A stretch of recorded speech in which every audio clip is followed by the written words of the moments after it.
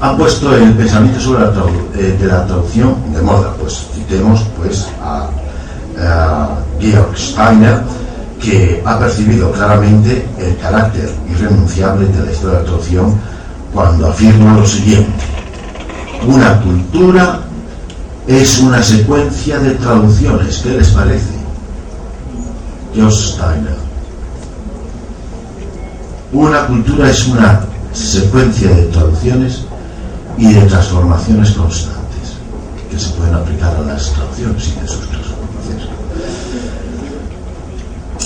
Esta ecuación que propone Steiner pues lleva implícito un silogismo que yo formularía de la siguiente manera: si la cultura es la suma de las traducciones y sus transformaciones, el estudio de la cultura será el estudio de las traducciones y sus transformaciones. ¿Cómo? Hay que hablar bien, ¿verdad? Sí. Repito por si acaso, si la cultura es la suma de las traducciones, según Steiner, y sus transformaciones, el estudio de la cultura será el estudio de las traducciones y sus transformaciones. Y vaya tarea la que nos echa aquí Steiner encima de nuestros hombros como historiadores de la cultura, como historiadores de la traducción. Nos hace, a su vez, historiadores de la cultura, analistas de la cultura.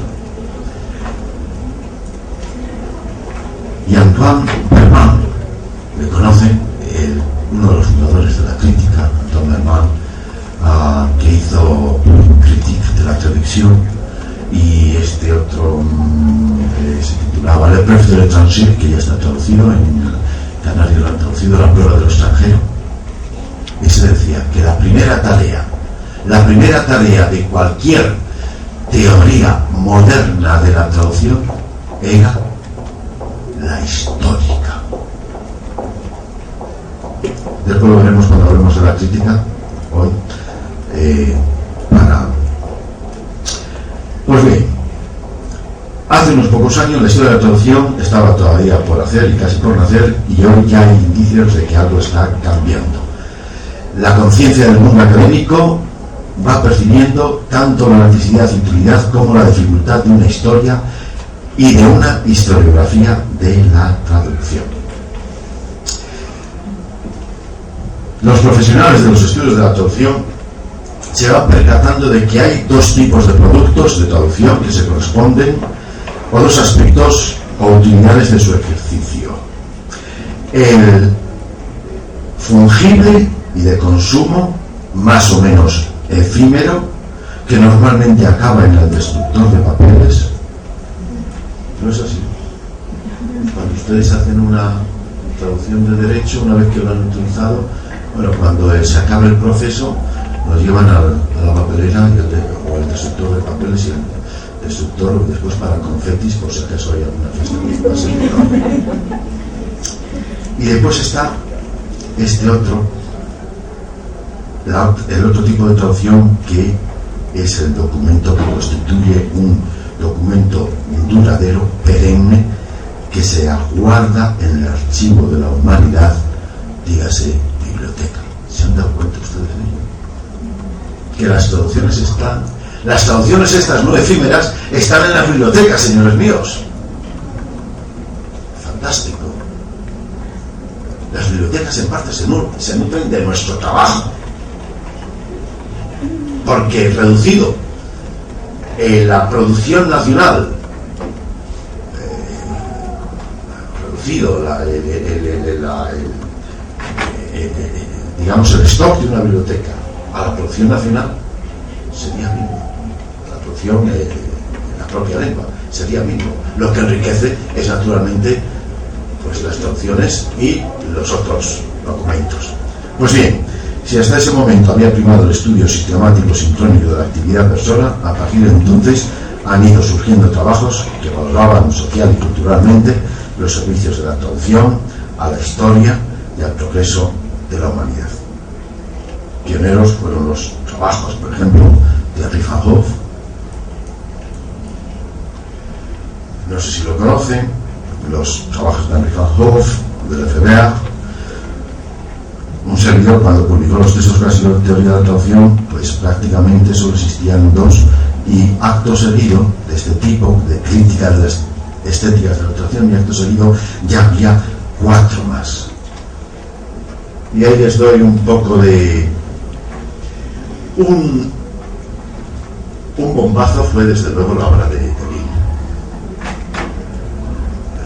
Le traducteur dans l'histoire, después siguió Benuti,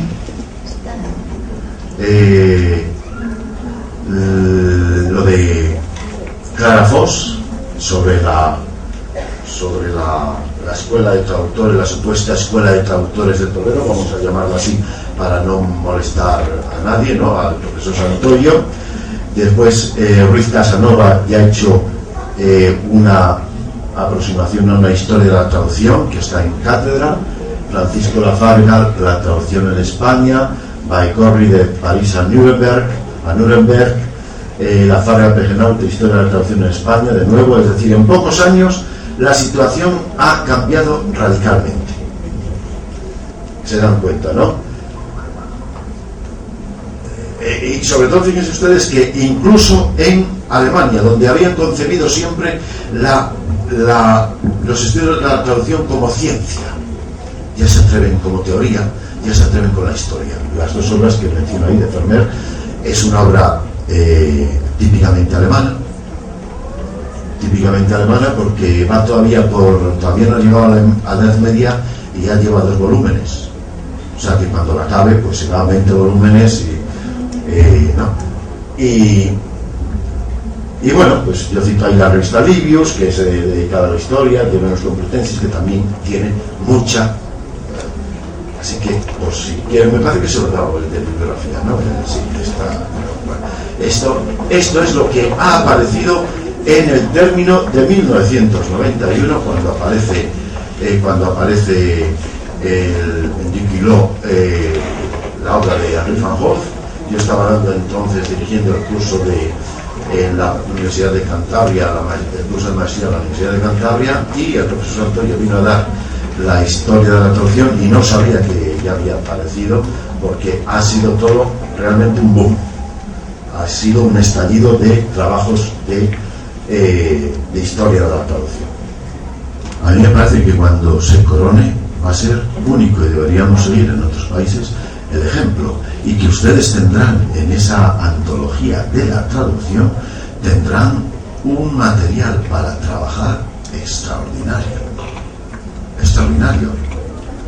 Y después lo que, bueno, pues el rector Garro de Chávez publicó en nuestra revista hace unos años, pues también una perspectiva general de la historia de la traducción en Perú, en Colombia hay también, en la Universidad de Antioquia hay un grupo que estudia todo esto, y todas las aportaciones que por ejemplo hace pues George Rasten en esa aproximación a la historia de la traducción en Hispanoamérica. Nosotros en Alicante estamos abriendo una página también que vamos a incorporar al Instituto Cervantes, que es eso, la historia de la traducción en Hispanoamérica.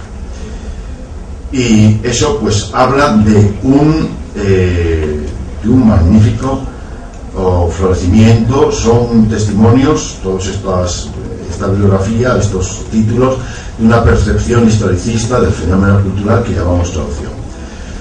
Pero esta historiografía va planteando la necesidad de unificar criterios y fijar una metodología para que el producto científico de esta labor investigadora tenga garantía de validez. Porque, en efecto, es indiscutible que cuando se empieza se cometen errores. Y yo he dicho que la historia estaba en el destierro, y del destierro siempre se vuelve un poco tocado. ¿No habrá vuelto la historia en nuestros estudios un poco, pues, tanteando, intentando hallar una metodología propia, que sin prescindir del documentalismo la trascienda, porque he ahí la cuestión. Nuestra historiografía, la que hemos hecho hasta ahora, fundamentalmente peca de documentalismo. ¿Qué quiero decir con ello? Que esta historiografía aporta datos y falta la labor de síntesis, de elaboración de esos datos, en lo que después diré, lo que después llamo cuadros de época.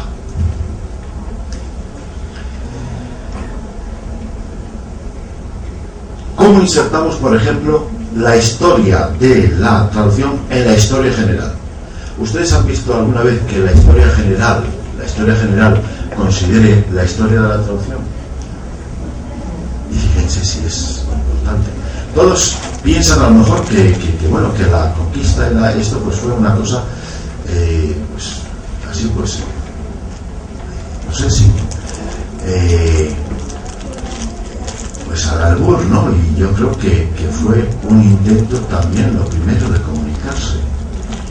Lo primero de comunicarse, pues por muchos más que encontronazos que hubiera, lo primero que querían preguntar pues sería, bueno, ¿y ustedes qué vienen a hacer aquí? ¿O quiénes son ustedes? Y la ganancia de esa comunicación debería figurar, que se logró a base de muchos años, debería figurar en una historia general de este capítulo.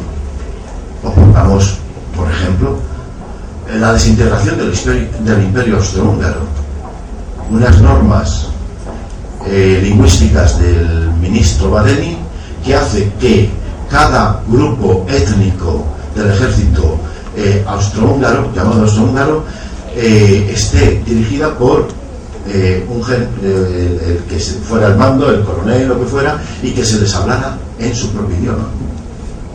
Con lo cual no había coordinación. Y entonces, esto, ¿cómo se produce el 11 de noviembre en Austria-Hungría? Pues con la deserción de los contingentes húngaros que dicen que no entienden nada lo que les dicen, lo que les dejan de decir, en fin, cada uno iba por su parte. Cabe preguntarse qué historia estamos haciendo, la que corresponde al juicio, al testigo, o la que corresponde al juez, o la que corresponde solo al que investiga. Desde los padres de la historia, Heródoto y Tucídides, piensen ustedes que, por ejemplo, el polaco Kapuczynski, no sé si le conocen, él murió hace unos 2 años o 3 años, el escritor, pues ha considerado a Heródoto un periodista de su época. Os digo, desde esa época, pues parece que lo que ha predominado ha sido la función testigo. Y ya es momento de introducir también la función judicativa. Juzgar lo que hacemos de bien y lo que hacemos de mal. Y sacar de la historia la filosofía de la traducción. Un escritor alemán de nombre Herder escribió un título muy peculiar que, traducido al español, dice: también una filosofía de la historia para la formación de la humanidad. También una filosofía de la historia para la formación de la humanidad. Yo me pregunto, ¿estamos haciendo nosotros ahora esa filosofía de la historia de la traducción para la formación del traductor? No, estamos acumulando. Por eso digo que lo primero que hay que reconocer es los fallos, los errores, y decir, vamos a plantear una historiografía como debe ser. Estamos asistiendo a un nuevo surgimiento, pero las contribuciones de los siglos anteriores eran tanteos. Ahora los tanteos, pues por ejemplo, de Menéndez Pelayo, que hizo un diccionario de traductores en lengua española, y que pues es un tanteo, es documentalismo, aportación documental, vamos a sacar algo de ahí. Y es en nuestra época cuando parece que se materializa una etérea conciencia ambiental que va intuyendo la trascendencia cultural de la traducción.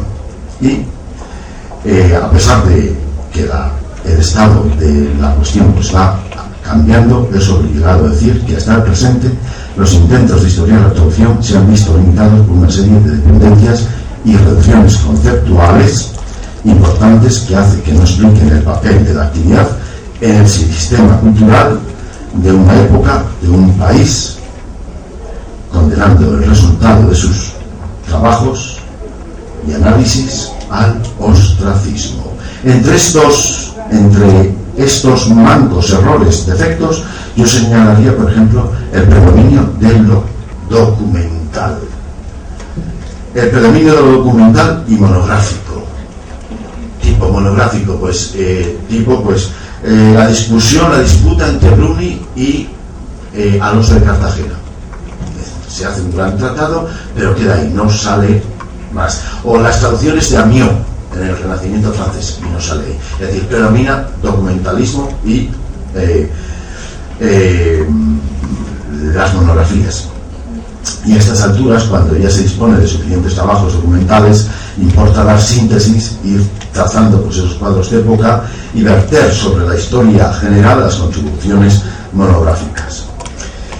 Hay que reconocer de todas maneras que el hacer una historia general de la traducción pues es una tarea muy difícil. Si difícil era la tarea del traductor, pues la del historiador no lo es menos, porque es que en la historia de la traducción los árboles no dejan ver el bosque, porque hay tantos árboles y todos con esa individualidad que donde selecciono yo, donde trazo la línea, digo, esto lo considero, esto lo introduzco en mi exposición, etcétera, etcétera. Es una tarea muy difícil la de orientar al observador o al erudito en la maraña de sucesos surgidos en torno a la traducción. Así que se impone la síntesis y, por desgracia, también el carácter selectivo de los hechos y datos que se someten a juicio y análisis.